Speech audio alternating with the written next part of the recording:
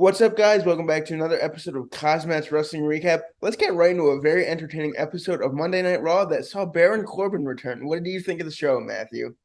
Man, you know what? Like you said, let's get right into it. I crazy. I can't even say words the way Raw opened up. I think Triple H really knows what the crowd wants, and he really gave it to us. Bobby Lashley just abruptly opening Raw, barely before the show even freaking started, calling out Brock Lesnar. He clearly didn't want to wait. You know, everything was just crazy. Everybody clashing at ringside. Lesnar immediately taking control. Bobby Lashley actually running Brock Lesnar through the barricade and the ring post. Everything was just crazy. Officials and wrestlers trying to actually clear Lashley from ringside, making it. But of course, he makes his way back to spear Brock Lesnar over the announcer's table, putting him actually through it with a nice slam. This is exactly what Raw needed to kick off the show. Oh man, you said it, dude. This is the action that we need to start off the show. Start off hot and heavy with these two behemoths. Love to see it. And it started off with a nice match. Returning after a nice break, AJ Styles accompanying, they're returning Carl Anderson and Luke Gallows to the ring for their first match against Chad Gable and Otis. Now, you know what? I like what they're doing with Gable and Otis. They're keeping them not in the mid card. They're keeping them fragile, but they're also keeping them, relative. Yeah, they're giving them that spotlight that they need.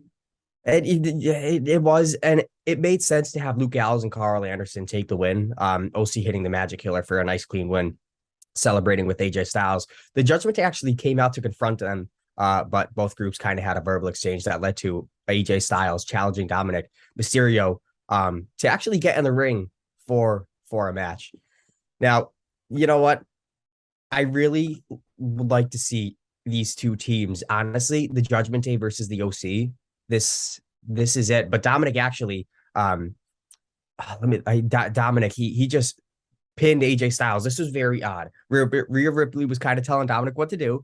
This is very odd for us to see Dominic Mysterio take a win over AJ Styles, but it happened, and AJ, I think, was happy to let Dominic be put over. Yeah, AJ Styles putting over the younger talent. I think that's really what he's trying to do in his later years in WWE. But like you said, I'm excited for a rivalry between the Judgment Day and the OC. Man, maybe we'll see it in one of those War Games matches at Survivor Series. War Games, you know what I would like to see? I'd like to see Rollins in a War Games match Oh again. yeah, But me too. But let's talk about the next segment. Rollins coming to the ring to cutting a promo about obviously bragging and winning the US title. He was just over with the crowd, controlled everything like a pro. None other than Mustafa Ali came out, kind of reminding him that he was supposed to have a shot at the title against Lashley. I like how they kept this. I honestly kind of forgot about it, and this just shows that Triple H isn't forgetting about anything. Seth Rollins told him to get to the back of the line because he had Riddle to focus on. Rollins actually ended up giving Ali a few compliments before then beating him down and leaving him injured at ringside. So is this a way to write off Ali ringside? Is it a way for him to come back as like an underdog? But I don't know. Are we going to see Ali with the United States Championship? this could be a decent rivalry between Seth Rollins and Ali if they want to take it that way, man. And as you'll see later in the night, it seems like that's what they want to do. And you know what? Seth Rollins is a great competitor, and I think he could really elevate Mustafa Ali. I think so. Speaking of elevation, Dakota Kai and Io Sky versus Bianca Belair and Candice LeRae. I think Candice LeRae with Bianca Belair kind of elevates her success come on the main roster. All teams had a good amount of time to work in this match, actually allowing them to make this. It was fun. It just was fun. Kai and Sky scored the win because Belair was too busy dealing with Bayley at ringside. But even though Bayley took an L at the last pay-per-view, I think it was the right call to make Sky and Dakota Kai take the win. Yeah, making Damage Control look strong. You know what? I think Bailey's going to get another shot at that title sooner rather than later. And I can see Damage Control still reigning control over that division. I think so too. Speaking of control, we have a new control in WWE, and that's JBL. Oh boy, he's back, baby. He's back, coming out to give a special reintroduction to the WWE audience. He ditched the name and wore a new vest, but he still kind of, has most of the same presentation, Baron Corbin. This Oh was man, great. I'm happy to see him back. And with a new gimmick, hopefully he can take it to new heights. JBL was on commentary for his match next, Corbin versus Dolph Ziggler. Baron Corbin with a W. The no longer lone wolf scored the win with the end of days man against Dolph Ziggler. Dolph Ziggler just, I think he's here to put stars over, but I really would like to see him back in the title picture. Yeah, you and me both. But let's just talk about who could have a better mouthpiece than Baron Corbin with JBL for going to accompany Oh, him. He knows it, man. He's a former WWE champion, and he's the king of trash talk. yeah, man. It's great. And it was just a long awaited return. And I'm just honestly excited for that. And that's what we got. It happened. And woo, Baron Corbin's back better than ever. Next, Judgment Day, accompanying Dominic Mysterio to the ring for his match against AJ Styles. AJ Styles saying, "All right, face me." This was earlier on in the beginning of the show. It was a fine match. Storytelling perspective was great. Thanks for some help from Rhea Ripley. Dominic was able to roll Styles up and get the pin in what could be the biggest upset, I think. I'm sorry if I said earlier AJ Styles took a pin from Dominic. It actually happened later on. That I didn't watch the segment, but I was just reading up on that. But it was actually a pretty good match. Ripley laughing at AJ Styles after Dominic took him out at ringside. It just was funny and it just worked. Oh yeah, absolutely. You know what? We haven't seen one of those vicious roll-ups in quite a while, and you know what? Like you said, it was surprising to see Dominic pick up a clean win over a veteran like AJ Styles. Absolutely. And before we go on next, I just want to say that WWE is doing a phenomenal job giving us talent, and they're doing a great job starting storylines. So our next segment, Miz was trying to fake a knee injury throughout the show to get out of facing Dexter Loomis, which was scheduled, but Johnny Gargano exposed his little ruse and was forced to fight Dexter Loomis. But the Miz attacked him in the aisle with a steel chair and hit the skull crushing finale to take him out completely. Match ended in a no. It didn't even start the match, but I see what they did there. They're kind of building it up slowly, and I think that's the right call. But what I want to talk about next, Kyle, you didn't talk about this in the beginning of the video. Elias, Oh okay, boy, he's Elias back, made his baby. return to the Walk floor with for the Elias.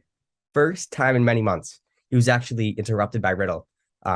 Riddle was actually just trying to duet with him, but you know what? It just was hilarious. It was funny, but I think Elias was just like, oh no, this is my thing. This is my thing. Elias actually never got to sing, kind of pissed off. So I think this is a good way to slowly build Elias back up and elevate him, especially Riddle, giving him somebody new. Oh, dude, let's just put that Ezekiel stuff behind us. Let's put that in the ancient past. We got Elias back. Walk with Elias, man, and him versus Riddle in a short rivalry, long rivalry. I'm here for it. In a It made big sense thing. because Riddle was taking on Seth Rollins' U.S. title match for the main event. But are they teasing possibly Riddle and Elias? I don't know. But it was a great way to slowly start to close out one of the last segments of the night. Elias was still ringside as Rollins and Riddle squared off for the United States title.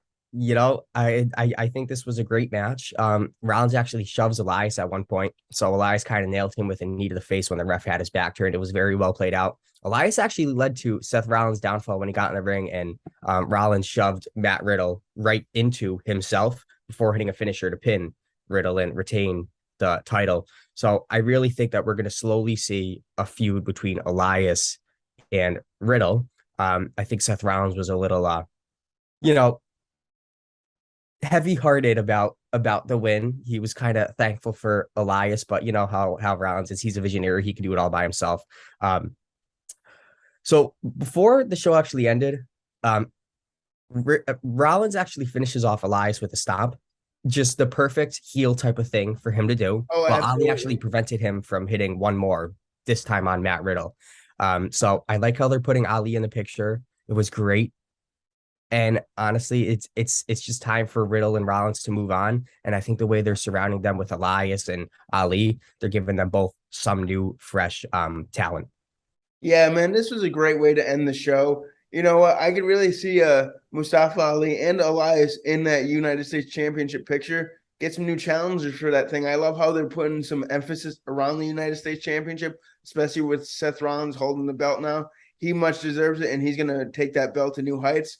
But what a way to close out the show. Let us know what you guys thought about the show. Always like, comment, and subscribe, and we will see you Saturday with a SmackDown recap. Until then, peace out. Come on and fight.